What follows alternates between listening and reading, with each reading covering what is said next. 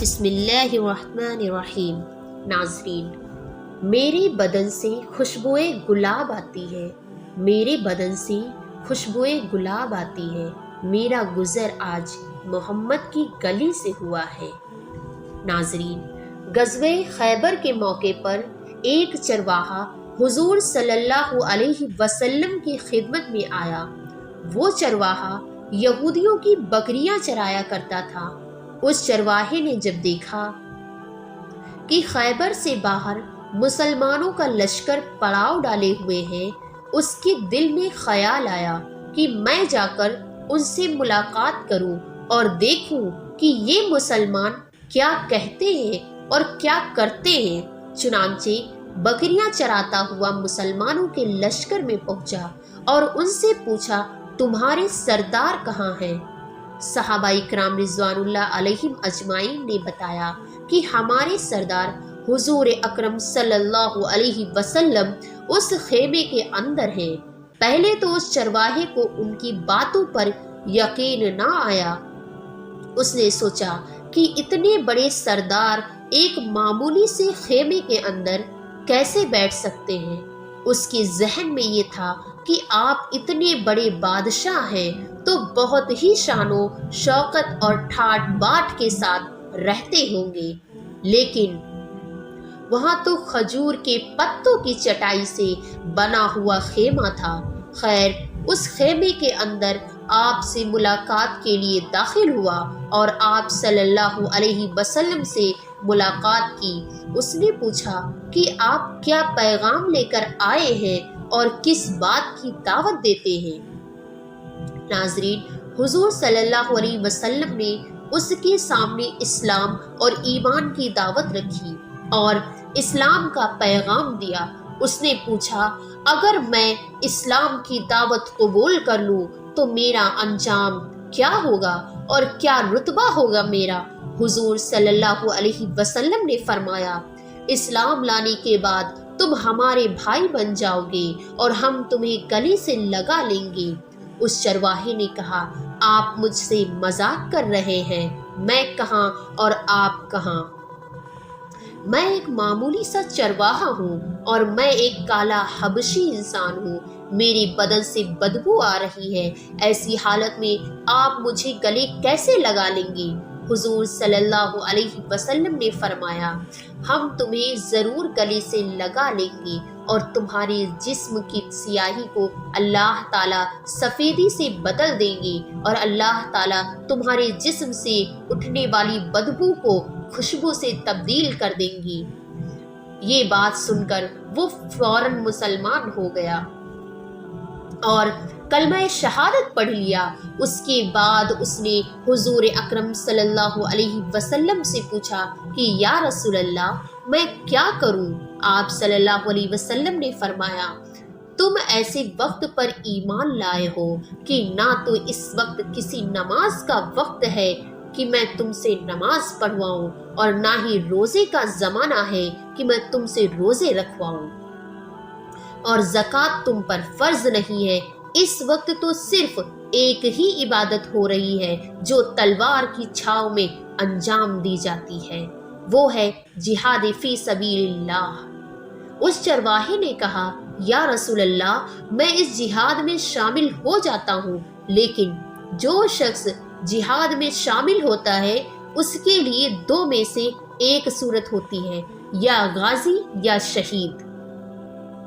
تو اگر میں اس جہاد میں شہید ہو جاؤں تو آپ میری کوئی ضمانت دیں گے؟ حضور صلی اللہ علیہ وسلم نے فرمایا، میں اس بات کی ضمانت لیتا ہوں کہ اگر تم اس جہاد میں شہید ہو گئے تو اللہ تعالیٰ تمہاری بخشش فرما دے گا اور تمہیں جنت میں پہنچا دے گا اور تمہارے جسم کی بدبو کو اللہ تعالیٰ خوشبو سے تبدیل فرما دے گا اور تمہارے چہرے کی سیاہی کو سفیدی میں تبدیل فرما دے گا۔ چونکہ وہ چرواہا یہودیوں کی بکریاں چراتا ہوا وہاں پہنچا تھا، اسی لیے حضور اقدس صلی اللہ علیہ وسلم نے فرمایا، تم یہودیوں کی جو بکریاں لائے ہو ان کو جا کر واپس کر دو، اس لیے کہ یہ بکریاں تمہارے پاس امانت ہیں اور مسلمان امانت میں خیانت نہیں کرتے۔ میرے عزیز دوستو، اس بات سے آپ اندازہ لگائیے کہ جن لوگوں کے ساتھ جنگ ہو رہی ہے، جن کا محاصرہ کیا ہوا ہے، ان کا مال غنیمت ہے، لیکن چونکہ وہ چرواہا بکریاں وعدے پر لے کر آیا تھا، اس لیے آپ صلی اللہ علیہ وسلم نے حکم دیا کہ پہلے وہ بکریاں جا کر واپس کر دو، پھر آ کر جہاد میں شامل ہو جانا۔ چنانچہ اس چرواہے نے جا کر بکریاں واپس کر دی اور آ کر جہاد میں شامل ہوا اور جام شہادت نوش کیا۔ جب جنگ ختم ہو گئی تو حضور صلی اللہ علیہ وسلم لشکر کا جائزہ لینے لگے۔ ایک جگہ آپ نے دیکھا کہ صحابہ اکرام کا مجمع اکٹھا ہے۔ جب آپ قریب پہنچے تو ان سے پوچھا، یہ کیا بات ہے؟ صحابہ اکرام رضوان اللہ علیہ و اجمعین نے فرمایا کہ یہ جو لوگ جنگ میں شہید ہو گئے ہیں، ان میں سے ایک آدمی ایسا بھی ہے جس کو ہم میں سے کوئی نہیں پہچانتا۔ ہمیں نہیں معلوم یہ شخص کون ہے اور کہاں سے آیا ہے۔ آپ صلی اللہ علیہ وسلم نے فرمایا، مجھے دکھا دو۔ جب آپ صلی اللہ علیہ وسلم نے دیکھا تو فرمایا، تم اس شخص کو نہیں پہچانتے مگر میں اس کو پہچانتا ہوں۔ یہ وہ چرواہا ہے، یہ وہ بندہ ہے جس نے اللہ کی راہ میں بھی ایک سجدہ نہیں کیا، ایک بھی روزہ نہ رکھا، ایک بھی حج نہیں کیا، مگر میں اس بات کی گواہی دیتا ہوں کہ اللہ تعالیٰ نے اس کی بخشش فرما دی ہے اور اس کے لیے اللہ تعالیٰ نے جنت کا وعدہ کیا ہے۔ لوگوں، میری آنکھیں دیکھ رہی ہیں کہ ملائکہ اس کو غسل دے رہے ہیں اور اس کی سیاہی سفیدی میں تبدیل ہو گئی ہے اور اس کی بدبو خوشبو سے تبدیل ہو گئی ہے۔ میرے عزیز دوستو، موت اپنے مقرر وقت پر ضرور آتی ہے، نہ ایک لمحے پہلے اور نہ ایک لمحہ بعد۔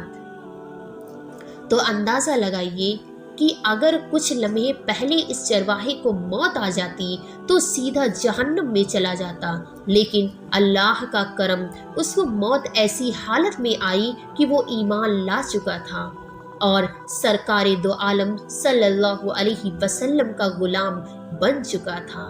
تو اب اللہ تعالیٰ نے اتنا بڑا انقلاب فرما دیا، اسی لیے فرماتے ہیں کہ اعتبار خاتمے کا ہے۔ اس لیے بڑے بڑے لوگ موت کے آخری وقت کے بارے میں سن کر لرز جاتے ہیں اور یہ دعا کرتے ہیں کہ یا اللہ ہمارا خاتمہ ایمان پر فرمانا۔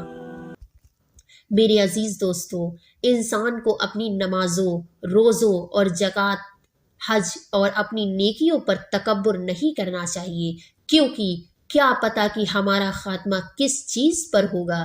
اس لیے ہمیشہ اللہ سے دعا کیا کریں کہ یا اللہ ہمارا خاتمہ ایمان پر فرمانا، کیونکہ شیطان کا سب سے خطرناک وار موت کے وقت ہوتا ہے۔ اللہ تعالی ہم سب کو موت کے وقت کلمہ شہادت پڑھنا نصیب فرمائے، آمین یا رب العالمین۔ میں امید کرتی ہوں کہ ویڈیو آپ کو پسند آئی ہوگی، اور ویڈیو اگر پسند آ جائے تو لائک اور شیئر ضرور کریں، اور آنے والی نئی ویڈیوز کے لیے ہمارے چینل کو سبسکرائب کر دیں اور ساتھ میں موجود گھنٹی کی بٹن کو ضرور دبائیں تاکہ ہماری نئی آنے والی ویڈیو سب سے پہلے آپ تک پہنچے۔ مجھے اجازت دیجیے، السلام علیکم ورحمۃ اللہ۔